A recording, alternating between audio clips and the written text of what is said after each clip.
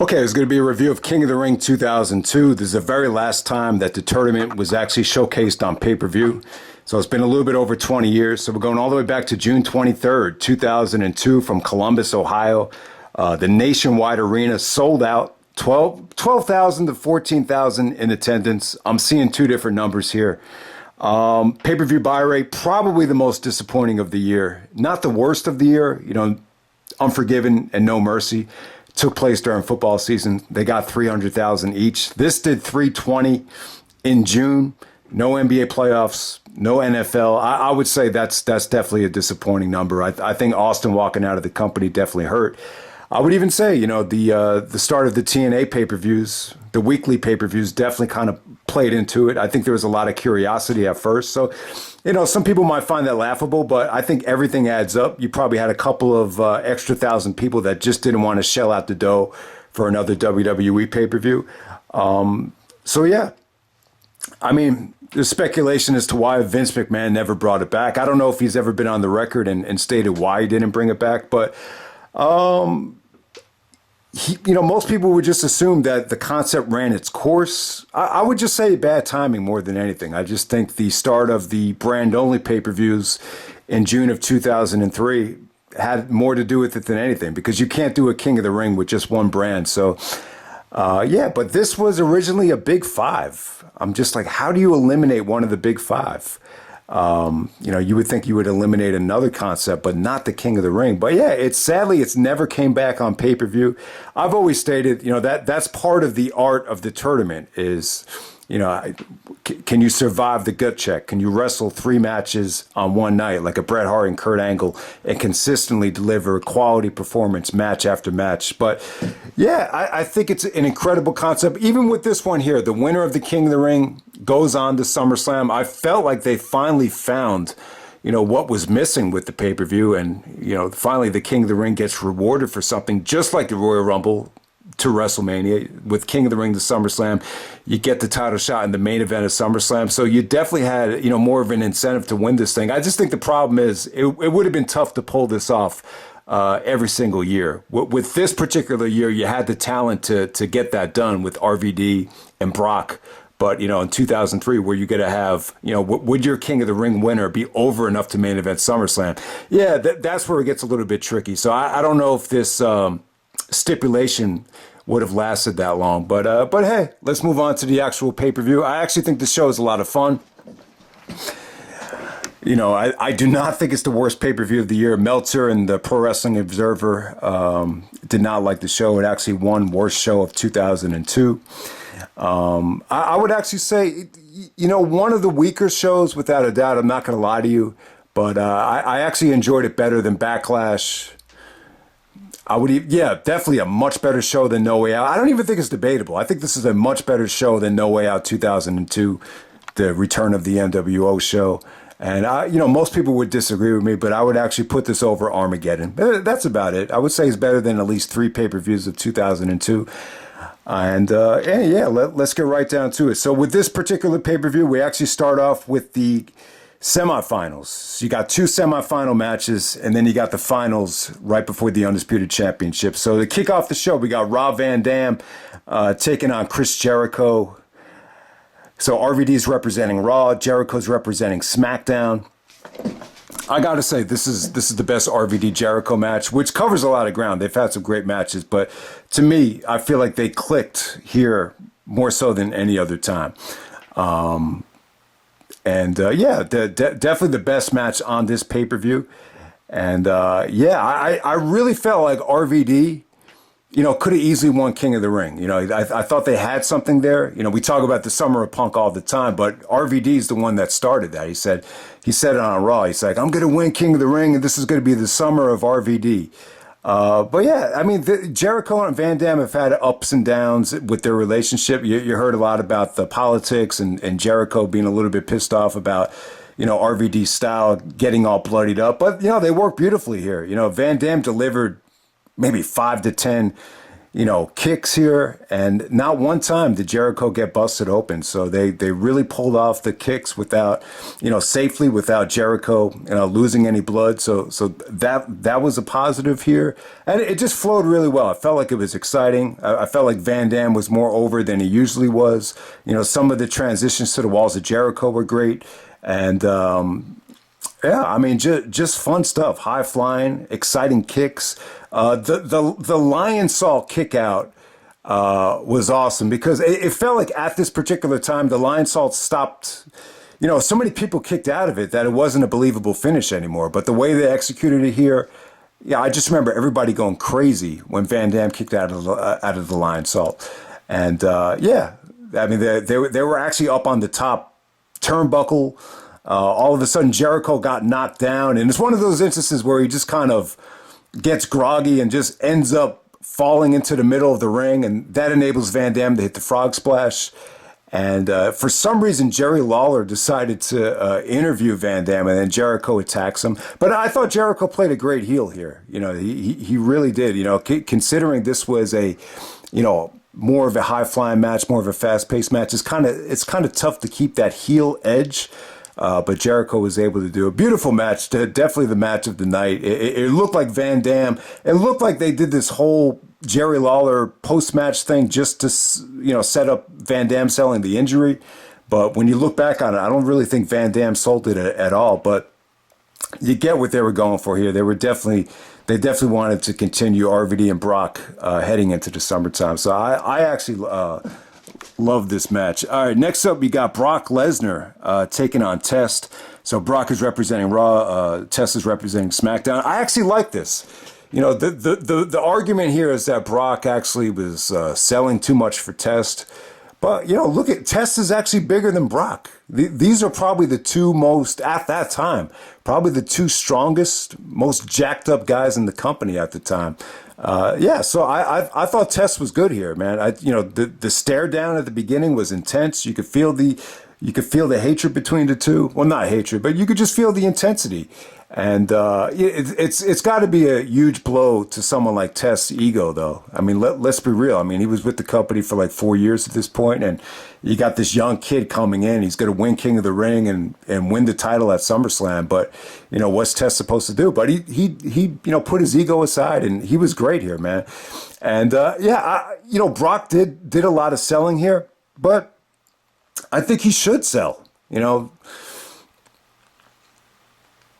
That's, to me, like, that's part of the job. Like, I mean, you could argue that Brock is, if he shouldn't be selling for someone like Spike Dudley. Yeah, I get with that, but not a guy like Test, though. He should be selling for Test. So Test actually hit some really nice offense here. The big boot, the pump handle slam.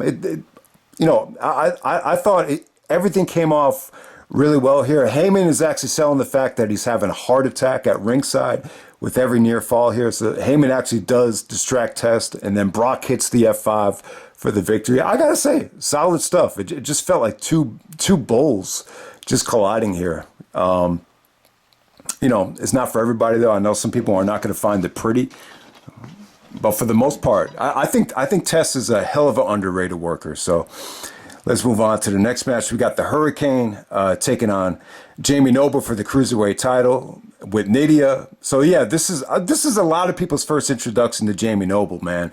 And I thought he was great here. This actually had a video package where they stole the Hurricane's mask and everything. So yeah, I thought this was a lot of fun. It really didn't showcase how great of a wrestler Noble is. It wasn't until Jamie Noble got to Ring of Honor where you just see, like, man, this guy is friggin' awesome. But this was still good, man. I mean, it really was probably the most important match both guys had since WCW.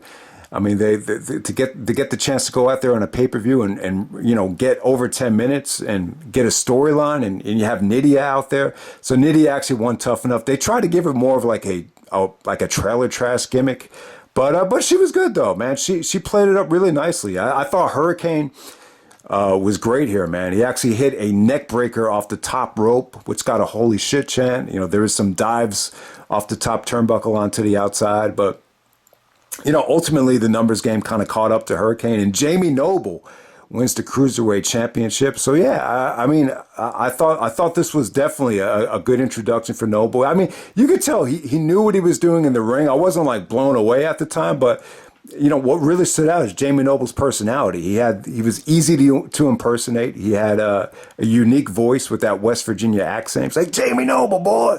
So I love Jamie Noble. So I thought this was probably one of the best things of the night, without a doubt. Okay, now moving on to Ric Flair taking on Eddie Guerrero. So yeah, Stone Cold was supposed to be in this spot against Eddie. So Eddie Guerrero turned on Flair and said that it was Flair's fault that Austin left, and the Austin match was going to be a huge money-making match for Eddie and his family, and then Benoit turned on Flair too. You looked like you were going to get a Four Horsemen reunion, but then Benoit blames Flair for ruining his life because Austin walked out, and now we can't get his revenge. A little bit over the top there, but I love that promo when Eddie and Benoit turned on Flair. But I'll tell you what, man, it just really felt like at this time, fans were looking at this like it was a downgrade from the Austin situation, which you could definitely understand that. But for whatever reason, they just didn't really click in terms of getting the crowd into this thing. People are going to complain about the match being a little bit slow, the crowd being a little bit dead. But what really stood out here was basically the commentary from Jerry Lawler. I mean, they really kind of worked that old school, Flair WCW NWA style match with, Flair going after the knee. I think Eddie was actually going after the knee at one point. And then Jerry was actually getting on Eddie for using the headlock. He's like, oh, I totally disagree with this. But you know what? It was like a breath of fresh air. I'm like, Jerry Lawler is actually saying, go to work on a body part. He's not fantasizing about Trish's ass or puppies. So it was pretty cool. I actually liked it. I liked the fact that it got 17 minutes. Yeah, the crowd wasn't into it. Eddie wasn't really able to showcase his athleticism the same way he was against Van Dam. I mean, there was one really nice reversal when Flair was going for, he was trying to pick up his knee and go for the figure four. Eddie actually jumps on top of Flair and reverses it into a pin. So you definitely had some good sequences there, but it was a little bit overbooked. Benoit comes out without a shirt. My brother always had the joke, let's get this guy a shirt. But yeah, you got to give Benoit credit. I don't know what he did. If you saw Benoit when he was still injured to this point, I don't know what the hell he did. It's amazing that he got back in that kind of shape. But yeah, while the referee was down, Benoit actually puts Flair in the crossface, and and while the referee is distracted by Benoit, the Bubba Ray Dudley actually comes through the crowd and Bubba bombs Eddie Guerrero. And then, Flair gets the victory. Eddie's not able to kick out of the Bubba bomb. Bubba wanted to make an impact because he didn't make it to the King of the Ring semifinals. So, yeah, I mean, most people are going to trash this match and not like it, but I thought it was pretty cool. I like the booking of it. It kind of gives Eddie and Benoit, something else to focus on than just Flair, because I think the transition to Flair becoming a face was a little bit botched. The fans really weren't, totally behind him. Maybe the fans didn't trust him. For whatever reason, it was kind of an awkward transition. It was something that they had to force. But yeah, let's just end it at that. I think the next pay-per-view, Benoit and Eddie teamed up to take on the Dudleys, maybe Bubba and Spike to be exact. But yeah, I just wanted to make a point. It's been 15 years since the Benoit situation. So yeah, I mean, I don't plan on doing any tributes to Benoit this particular year because it's only been 15 years. But if anyone out there, I think some guys did a watch along and did Benoit related videos. So thumbs up to that. But yeah, the guy is an incredible wrestler, and he gave his all to the business. I think everybody could agree with that. But yeah, it's been 15 years since that fucked up weekend with Vengeance Night of Champions. But yeah, let's move on to the next match. We got the women's championship match. We got Trish Stratus defending the women's title against Molly Holly. So in the storyline here, Molly Holly was promoting the fact that she was pure and wholesome, and she was above, the divas at the time. This had to be like the golden era for looks in terms of hot divas. I think Dawn Marie had just come into the company. They had that Divas Undressed show which, yeah, I mean, when you look at the talent pool that they had, you had some amazing looking women. But at the time, Molly was definitely the anti-diva. You know, she was insinuating that Trish was champion only because she was sleeping around to get that spot. And then, you know, pretty nasty promo from Molly when you consider, you know, how well respected it is and how nice she is in real life. But then Trish got on the mic and said, you know, I earned everything. I got this title because I earned it. You know, which is true, which is really true. I don't think Trish really fit that criteria anymore of just some blonde bimbo that, you know, they just put the belt on because of her looks. I think she had proved at this point that, you know, her work ethic, you know, more than made up for whatever was lacking, you know, the previous year. So and then on top of that, the storyline was that Trish was insinuating that Molly Holly had a fat ass just to kind of, you know, rub it in. It's just funny because I think Trish's ass might have been a little bit fatter. I think Trish by far had a much nicer ass, but it was probably even bigger than Molly Holly's ass. So that's the funny thing about it. I thought the match was good. The match was definitely good. Like the heat that they wanted Molly to get, I don't think it translated the way they envisioned here. Ultimately, Molly actually counters the inside cradle for the pin and actually pulls Trish's tights. So you see Trish is wearing these purple see-through pants where you can see her thong, and she gets a hold of Trish's ass. So it kind of made sense within the context of the storyline. You know, Trish is making fun of Molly's ass, but Molly gets the last laugh and grabs Trish's ass to get leverage and get the pinfall. So yeah, pretty good stuff there. Probably not their best match though. I think these two probably had a much better match than them had it gotten more time. I think when Trish won the belt back later on that year, that actually might have been a better showcase. Okay, so next we got Hollywood Hulk Hogan taking on Kurt Angle. This is the battle of the real American heroes. This is really cool stuff. So Kurt Angle didn't like you know, some of the promos that Hogan was cutting at him about being bald and you know, saying that he looked like a joke with the wig he was wearing. So Angle was actually wearing this rug. It was like this wig, and he was keeping it on with, you know, amateur wrestling headgear. It was amazingly funny. This is one of the best months Angle's ever had. It really showcased his versatility. So I really thought Angle was, you know, I think more than any other month, he really kind of solidified himself as, you know, main event WrestleMania quality at this particular time. But then he fired back at Hogan and said, you know, Hogan, the real joke is you. You look like you're about 100 years old and you don't deserve to be competing for the Undisputed Championship. So you had that whole stuff going on. And this is a battle of the real American hero. And I think it's Mark Lloyd interviewing Angle before the match. He's like, whoa, what? What are you talking about, real American hero? I'm an Olympic gold medalist. I trained and sacrificed for years for our country. What did Hulk Hogan ever do to become an American hero? No, he became an American hero because Vince McMahon told him he was going to become an American hero. If Vince wanted Hogan to become a zookeeper, he would have became a zookeeper. I think even later on that summer, Angle had a funny comeback to Hogan. When Hogan wanted a shot at Brock, Angle goes like, well, what are you going to do, Hogan? Challenge him to a game of shuffleboard? Because at the time, it didn't look like Hogan could beat Brock because of his age and he was broken down and all that stuff. But I'll tell you what, man, Angle and Hogan, I like it. I'm going to give this a much better rating than I think most people would. I would even say this is definitely one of the better non-tournament King of the Ring pay-per-view matches there's ever been. I really feel like that, man. Yeah, Angle was really multi-dimensional here. It almost had like a comedy feel, but by the time the match ends, it's like, holy shit, I don't think anyone's ever done that to Hogan before. So yeah, it was good. I thought Angle really carried Hogan to a good match here. He bumped really well for him. He was able to get Hogan off of his feet, I think, better than even guys like Triple H and The Undertaker. So yeah, I thought you definitely had some good stuff here. Some of the comedy stuff came into play. Hogan actually takes off the wig.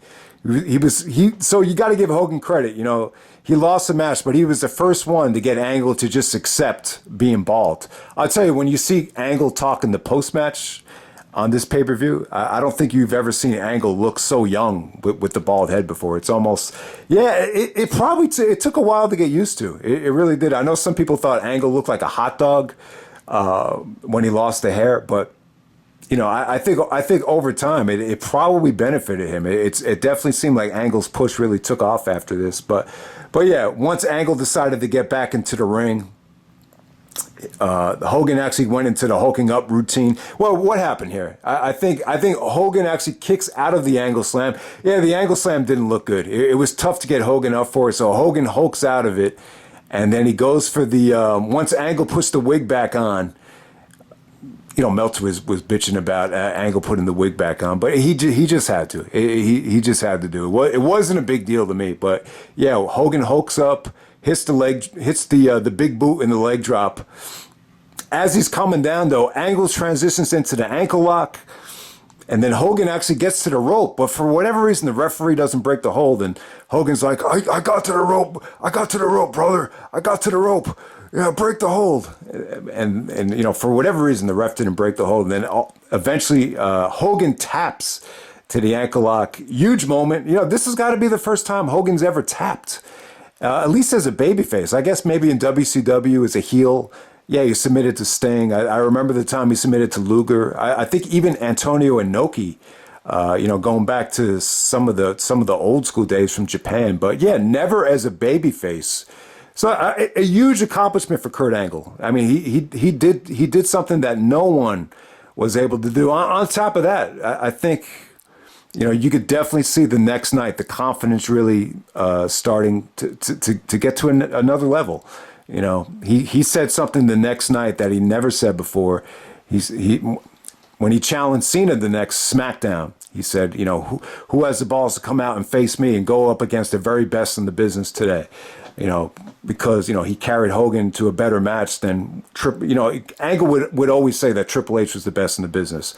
After King of the Ring, based on both guys' performances, there was never a better time for Angle to come out and just say he was the best in the business. I think he had earned it by that point. I think Vince even knew too, like, you carry Hogan to, obviously the match against The Rock got a better crowd reaction, but Angle carried Hogan to a better match than probably anybody that year. When you just look at the actual selling and the actual structure of the match, it probably was from top to bottom the best match anybody gave Hogan that year.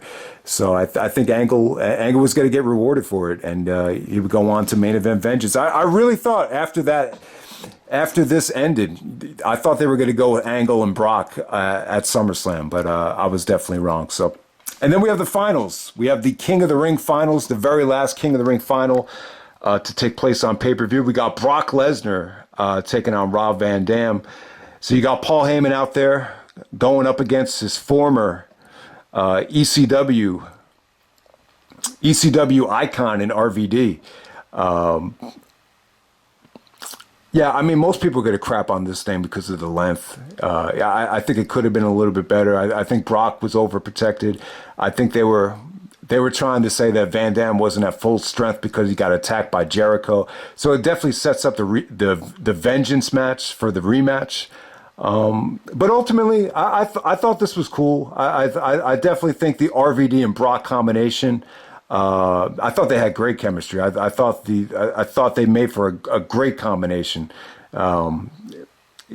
Brock for whatever reason didn't have a problem selling for RVD. I thought this definitely had some great moments for RVD. There was even one part in the match where Heyman actually gets involved, takes Van Dam's neck and jams it against the ropes. Van Dam ricochets and just lands on Brock.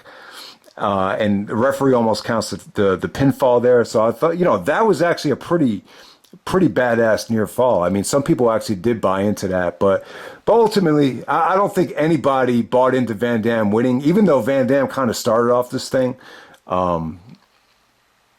Basically got the advantage at the beginning, but the match actually ends when RVD tries to go for a crossbody. Brock actually catches him in midair. And keep in mind, Van Dam is a big guy. He is pretty thick. He's thicker than he looks, according to what I've heard. And, and Brock just hits the F5. I mean, God, I would have loved to have said that this match could have been a lot better. I mean, I expected a lot more out of this. I was expecting RVD to win. I really did. I really thought, once they announced the stipulation, RVD was going to go on and finally get his moment at SummerSlam that year. The summer of RVD, it all made sense to me. At this time, I really didn't think Brock really should have been pushed to the moon so soon. I think it was a little bit premature. After he won the title and turned babyface, and there's just so much that happened to Brock in 1 year. It's like, where do you go from there? And then I really think it was a mistake to overly push Brock this hard so soon. But if you look at it from another standpoint, you really can't argue with it, because there's no doubt about it. Brock did deliver, throughout this whole summer and even the initial push. I mean, he looked amazing, and he delivered. Especially when you go back to the main event of SummerSlam. I mean, the match was awesome, so you can't argue with it. I would have loved to have said that this Brock and RVD match was better. I mean, I was really looking forward to it. So it is a little bit disappointing. It wasn't like it was a total squash, though. Like Van Dam actually did start off dominating the match, but when you look at the length, it just wasn't to be. But hey, their match the next month was actually a lot better, and it just had an amazing atmosphere. That match of Vengeance, which was actually in Van Dam's hometown. But yeah, and now we're here. We're at the main event: Undertaker versus Triple H for the Undisputed Championship. They had been building this up since Backlash, when Taker screwed Triple H out of the belt. So Taker finds himself undisputed champion. Oh, man. All right, so people were going to crap on this match. I get to see it in the comment section now. People were going to say it's a little bit too slow. The crowd was dead. The match sucked. And this is why, to me, like, this is, if you want to find a reason why Taker is not the greatest of all time, it's matches like this. I mean, a lot of times you'll use the excuse, oh, he was forced to wrestle guys with, these crappy gimmicks, or big men that sucked like Giant Gonzalez. But here he is. He's in the main event with Triple H, and the match still kind of under-delivers for the most part. I don't think the match was horrible. I do not think it's the worst main event of 2002. I would actually say that the Judgment Day match was worse than this. Because I do think once The Rock came out, and with the false finishes, with the ending and the drama, I actually thought that the ending to this thing was actually pretty engaging. I thought you had some pretty good drama here, but a couple things holding the match back. This is definitely not the best version of Undertaker and Triple H. Taker at the time was still a little bit out of shape. I know Taker had a haircut, but just because you get a haircut doesn't mean that you're in amazing shape. Someone actually had a sign in the front row that said, I think it was Fat Man Walking, and someone else had a sign that says Taker fears sit-ups. So yeah, I forgot how many people were getting at Undertaker because of his beer belly. And then on top of that, they did an angle on SmackDown where Taker is just taking a chair and nailing Triple H in the elbow with it. I believe Triple H actually ends up fracturing a part of his elbow, or I don't know if it was a full fracture, but he definitely tore some cartilage in his elbow, had to get surgery. So that's why he didn't wrestle at Vengeance. So it really looked like the main event for Vengeance was going to be Rock, Taker, and Triple H, especially with the way this whole thing played out. So yeah, on top of that, the Rock is the wild card. He wasn't supposed to come back for the pay-per-view, but because Austin walked out, you got that promo where he said, "The Rock, King of the Ring," to get everybody excited. Rock actually, probably one of the highlights of the show was some of the backstage stuff he did with Booker T and Goldust. Really, really funny stuff. If you haven't seen it yet, definitely check it out. But yeah, Rock actually comes out halfway through the match. Heyman is on commentary, basically setting up the Brock match, saying that Brock actually punked The Rock out, and The Rock was actually leaving because he got hurt by Brock Lesnar. So Rock actually comes out, and he calls Heyman a walrus, and Heyman goes to the back. So Rock is actually on commentary for a couple of minutes. And then it's funny, it doesn't look good. If you watch this back, it looks like Rock is just waiting for Taker just to kick him in the face. So I think Rock probably should have been looking at the monitor. For whatever reason, he was just looking down. It almost looked like he's waiting for Taker just to clock him with his boot. So that's pretty much how it ended. Taker's explanation was, who the hell is The Rock to interfere in his title match? So the whole thing was just a little bit weird. You get the feeling they didn't know what to do with The Rock, but you got to kind of, get him on the pay-per-view somehow, some way. Yeah, so after that, Rock gets involved. He actually accidentally clocks Triple H with the steel chair, so Triple H starts bleeding. So yes, and so The Rock is a little bit, upset at making that mistake, and he ends up watching the rest of the match from the middle of the ring aisle. But for whatever reason, like whenever after The Rock got involved and whenever The Rock was doing anything, that's when the fans were the most engaged. For the most part, when you look at the beginning of this match, there's just a lot of kicking, a lot of punching. The transitions look like, even some of the ref bumps just look predictable, and a lot of the transitions look very, very slow. So, yeah, definitely the worst work I've seen Triple H and Undertaker together. I mean, who would have thunk it 10 years later these guys would, steal the show at WrestleMania 27 and 28. It's unbelievable. But at this particular time, Triple H battling through injury, battling through, just having too much upper body weight, and, Taker really not being all the way there in terms of conditioning. There's just a lot of elements that went into play. But hey, I'll tell you what, after The Rock interfered and, after you got through a lot of these ref bumps, there was actually some really, really engaging stuff. I remember watching the pay-per-view. Everybody was just really into some of the near falls here. They really were. I believe Triple H actually kicks out of the last ride. Earl is like groggy the whole time. And Nick Patrick actually has to come down to the ring to make the save because Earl Hebner is, I think he took like 2 or 3 bumps. But once again, Taker bites the Austin stuff and punches Nick Patrick. So once again, you going back to that heel beating up the referee. When Triple H actually does hit the pedigree, Earl Hebner doesn't make the count. And when Triple H tries to revive Hebner, Taker actually low blows Triple H and hits him with the schoolboy to get the victory. So I will say this though, when you look at the trying to revive the referees, trying to get the referee to make the count, there were some pretty exciting near falls here. I mean, it was a little bit unpredictable, but ultimately I kind of knew Taker was taking this thing. The title had changed hands at WrestleMania, Backlash, Judgment Day. I didn't think they were going to do it again. So without a doubt, so Triple H is the good soldier, puts over the Undertaker, and goes to get elbow surgery, and then it just seemed to me like the plans really did change at that particular time. The pay-per-view basically ends with Taker talking trash to The Rock. I think Rock comes into the ring, hits Taker with the people's elbow, but Triple H actually pedigrees The Rock, so you get a rekindling of the Rock and Triple H feud. And but I don't. They never really followed up on it. There were some promos on Raw after Triple H turned heel with The Rock. They actually cut a really good promo when The Rock was undisputed champion and said, "Shut up, I'm undisputed champion, so shut up, bitch." I do remember that. So they actually did do some stuff on Raw, but it really had nothing to do with this storyline right here. But yeah, that's King of the Ring 2002. I gotta say, a pretty boring main event, pretty lackluster stuff. I think The Rock definitely, gave it a spark of life. And without a doubt, a lot of the referee bumps and the drama and a lot of the heel tactics from Undertaker to try to get this title finally retained on a pay-per-view.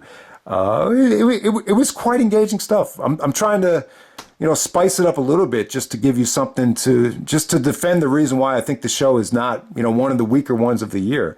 But yeah, overall, I thought this was a fun show. I thought the King of the Ring stuff was a lot of fun. You could argue that, the show could have been better. I'll definitely agree with that. I think the King of the Ring finals could have been better. I definitely think the main event could have been better. Even Eddie Guerrero versus Flair was disappointing from a crowd reaction standpoint. The show definitely could have been a little bit better.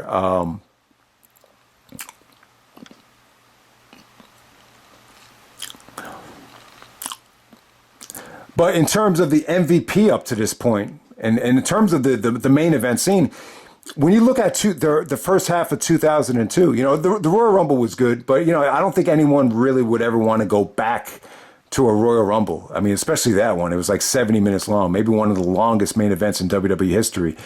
So Austin and Jericho was considered a disappointing main event. You know, Triple H and Jericho was considered, you know, a disappointing WrestleMania main event. You know, Hogan and Triple H at Backlash. You know, even though Hogan did win the belt and you want to say it was a great nostalgia moment, was it really a great main event? No.